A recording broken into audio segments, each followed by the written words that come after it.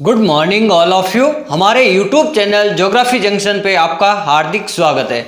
आज हम बात करेंगे एक महत्वपूर्ण विषय, यानी जो भूकंपीय जो तरंगें होती है वो कौन कौन सी भूकंपीय तरंगें होती है और उनके बारे में अपन बात करेंगे। मैं आपको बताऊंगा कि जो भूकंप का जो छाया क्षेत्र है वो कहाँ से कहाँ तक होता है और किस प्रकार से जो भूकंपीय तरंगें है उस छाया क्षेत्र को क्रॉस करती है, या कहाँ पर भूकंप की जो गति है वो धीरे धीरे कम हो जाती है। जैसे अपन बात करेंगे भूकंप के रूप में, मैं आपको बताऊंगा कि भूकंपीय जो तरंगें है मुख्य रूप से 3 प्रकार की होती है। मुख्य रूप से कितने प्रकार की होती है? 3 प्रकार की होती है।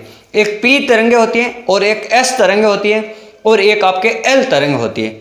इन तीनों तरंगों के माध्यम से अपन जो पृथ्वी का जो आंतरिक भाग होता है उसकी अपन जानकारी प्राप्त करते हैं, या अपन भूकंप की जानकारी प्राप्त करते हैं। तो पृथ्वी के आंतरिक भाग को जानने के लिए सबसे ज्यादा जो महत्वपूर्ण है आपके भूकंप विज्ञान, यानी इन तरंगों के माध्यम से पृथ्वी के आंतरिक भाग को सबसे ज्यादा जानकारी प्राप्त हुई है। तो अपन कह सकते हैं ये हमारे लिए महत्वपूर्ण है, इसलिए इनकी जानकारी होना बहुत जरूरी है। जैसे अपन बात करेंगे, मैं एक तीनों तरंगों के बारे में बताता हूं कि कौन कौन सी जो तरंगे कहां से किस प्रकार से गुजरेगी, या उनकी जो गति क्या है, उनके नाम क्या क्या हो सकते हैं। तो अपन बात करते हैं सबसे पहले भूकंपीय तरंगे। भूकंप मूल पर आघात उत्पन्न होने वाली, यानी जहां पर भूकंप मूल है पृथ्वी के अंदर वाला, वहां पर जब आघात उत्पन्न होगा यानी किसी प्रकार की हलचल होगी, या अपन कहेंगे तो वहां सेलों में कंपन उत्पन्न हो जाता है। क्या हो जाता है?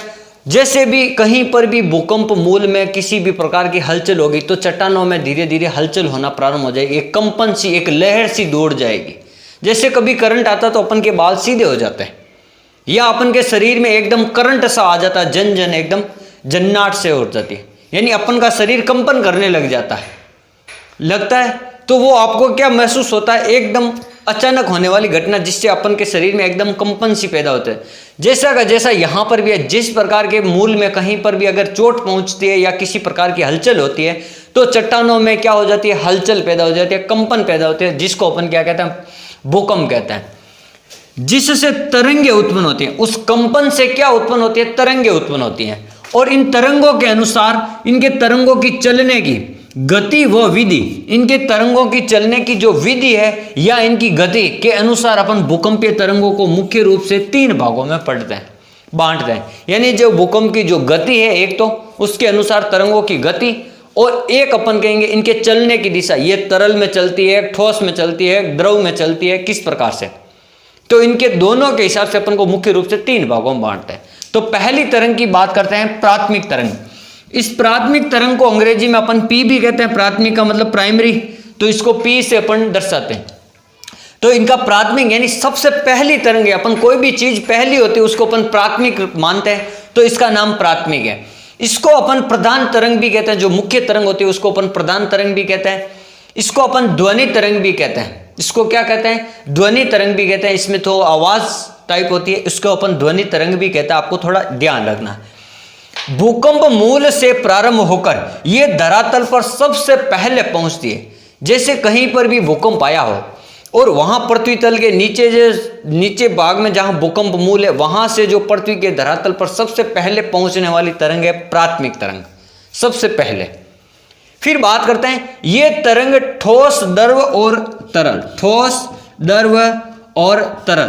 तरल या अपन यहां कह सकते हैं, जैसे मैंने तरल लिखा, या अपन कह सकते हैं गैसीय भाग।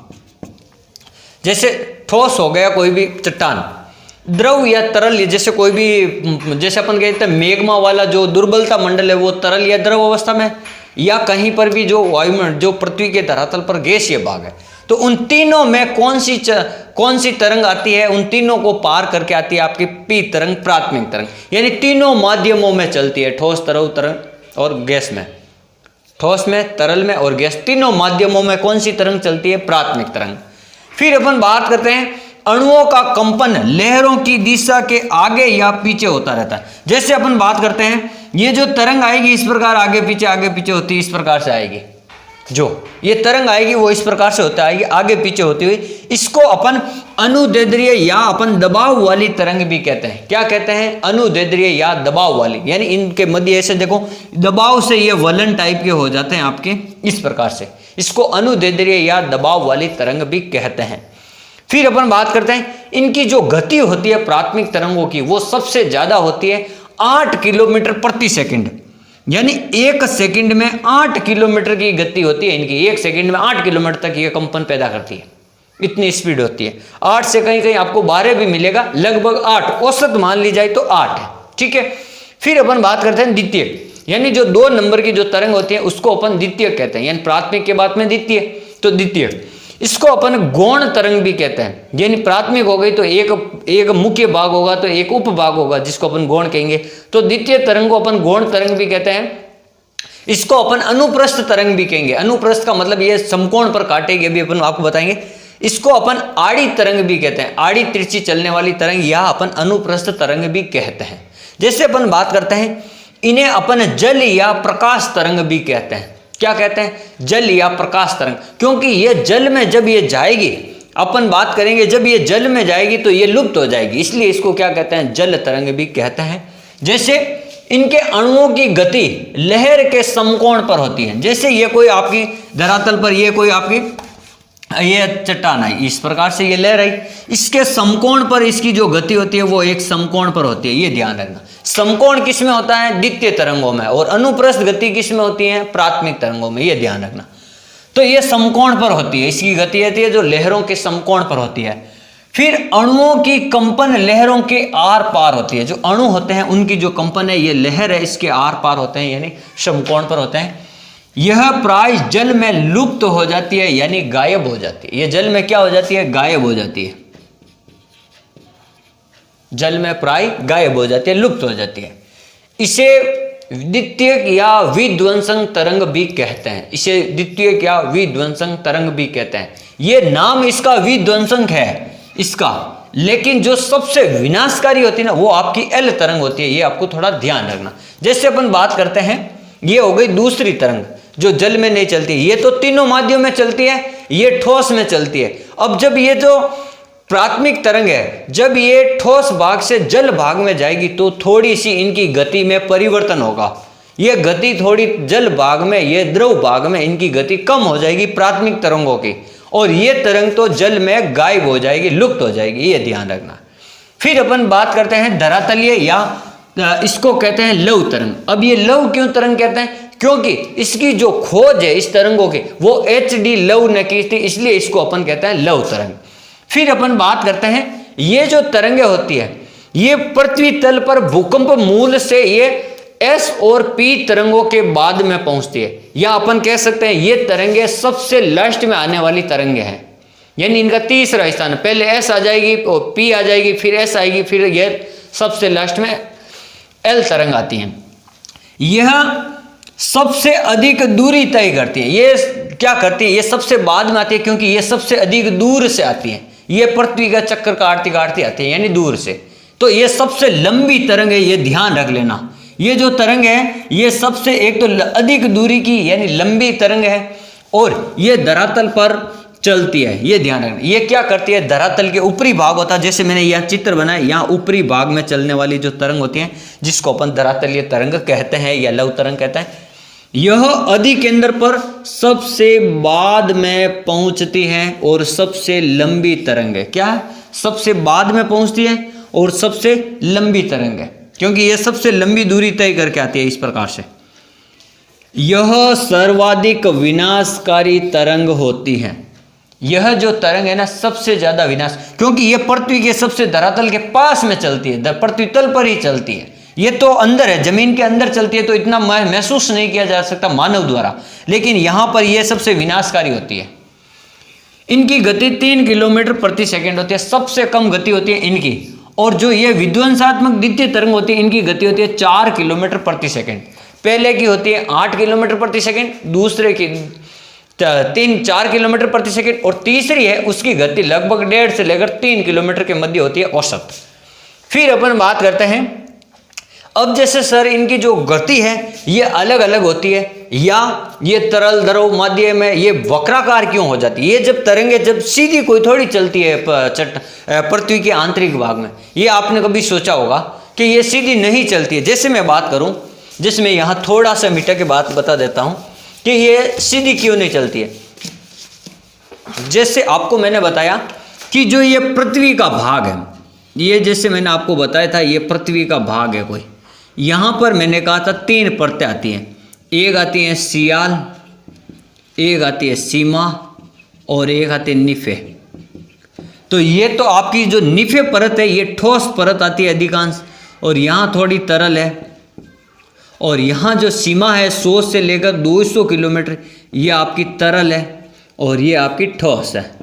यानी ये घनत्व, इनकी जो संरचना है, इनकी जो चट्टानों के बनने की जो संरचना वो अलग अलग प्रकार की है, अलग अलग प्रकार की। तो अपन पहले बात करते हैं, जैसे मैंने नोट लगा के लिखा है कि इसका कारण क्या है। पहले कारण जानते हैं, फिर मैं आपको चित्र से बताता हूँ।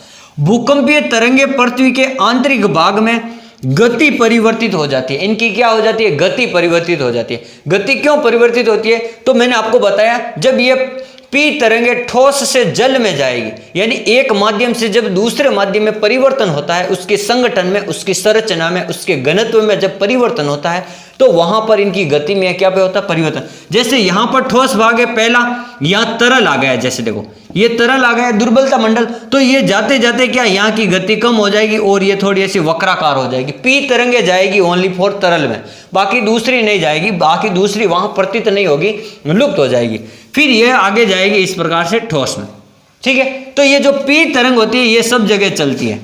अब जब एस तरंग आएगी यहां तक दिखेगी आपको एस तरंग, फिर यहां लुप्त हो जाएगी, फिर वापस यहां पर एस तरंग दिखेगी, यानी बीच में यहां नहीं रहेगी एस तरंग, यहां बीच में क्या नहीं रहेगी, क्योंकि यह लुप्त हो जाती है तरल भाग में।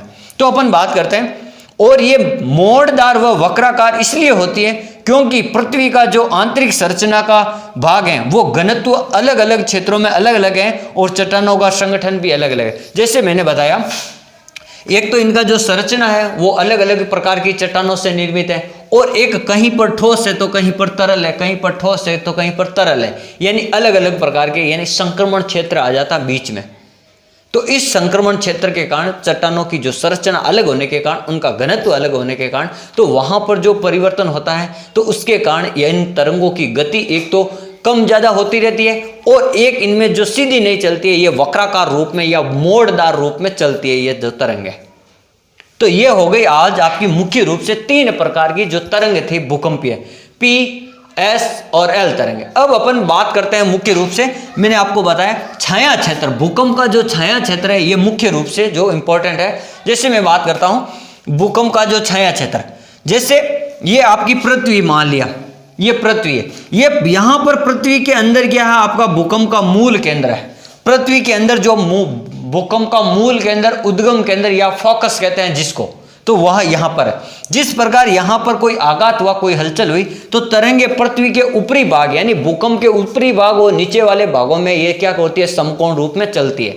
जैसे यहां से तरंगे ऊपर गई पृथ्वी के धरातल पर और उसके विपरीत भी चली गई, तो जब ये ऊपर जाएगी तो ये वाला जो केंद्र होता है, ये ऊपर वाला केंद्र, इसको अपन कहते हैं अधि केंद्र कहते हैं, एपी सेंटर कहते हैं। जो पृथ्वी के धरातल पर सबसे पहले जहां भूकंप का अनुभव किया जाता है उसे अपन एपी केंद्र, अधि केंद्र या एपी सेंटर कहते हैं। तो ये वाला भाग हो जाएगा, आपको मैं यहाँ लिख देता हूँ, ये वाला भाग ऊपर वाला, इसको अपन अधि केंद्र कहते हैं।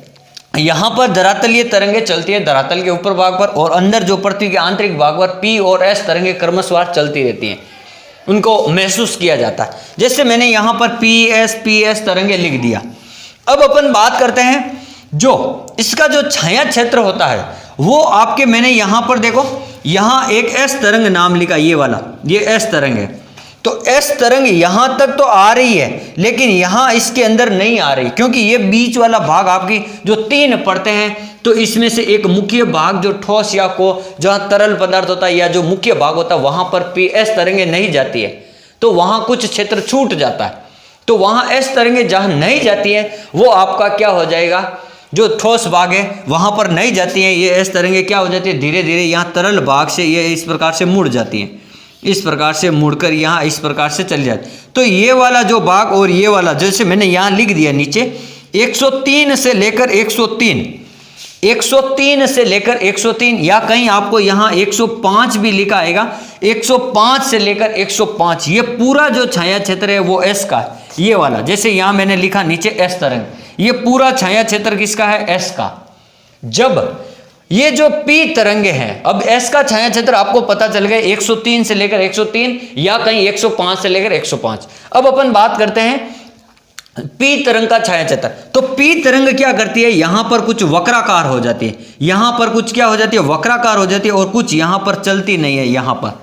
तो इस क्षेत्र को अपन क्या कहते हैं, पी का छाया क्षेत्र कहते हैं, जिसको 103 से 105, जैसे मैंने यहां लिखा है 103 से 105 या 103 से 143 या 105 से 145 के मध्य होता है। कितना, यहां मैं लिख देता हूं 105 से लेकर 145, या तो ये लिखा आएगा या आपको लिखा मिलेगा 103 से 143। ये P का हो जाएगा, किसका हो जाएगा, P का, और S का हो गया आपके 103 से लेकर 103 तक। तो इस प्रकार से जो भूकंपीय छाया क्षेत्र है और जो मुख्य रूप से जो तरंगे चलती है ऊपर नीचे की ओर, और ये मुख्य रूप से 3 तरंगे चलती है, और इनको अपन गति के आधार पर या अपन कह सकते हैं इनको 3 प्रकार से बांटा गया है गति के आधार पर। तो मैंने आपको बता दिया, प्राथमिक, प्रधान या पी तरंग कहते हैं, इसको अनुदैर्ध्य तरंग कहते हैं। द्वितीय तरंग को द्वितीय गौण सेकेंडरी तरंग, या इसको ध्वनि तरंग भी, इसको कहते हैं जल तरंग या प्रकाश तरंग भी कहते हैं। और ये होता है धरातलीय तरंग या एल तरंग, जो सबसे बाद में आती है, सबसे कम गति होती है, सबसे लंबी होती है और सबसे विध्वंसात्मक होती है। ये ध्यान रखना, ये होती है मुख्य रूप से जो 3 तरंगे। और आज हमने पढ़ा मुख्य रूप से छाया क्षेत्र, पृथ्वी का जो भूकंप का छाया क्षेत्र किस प्रकार से होता है। Thank you.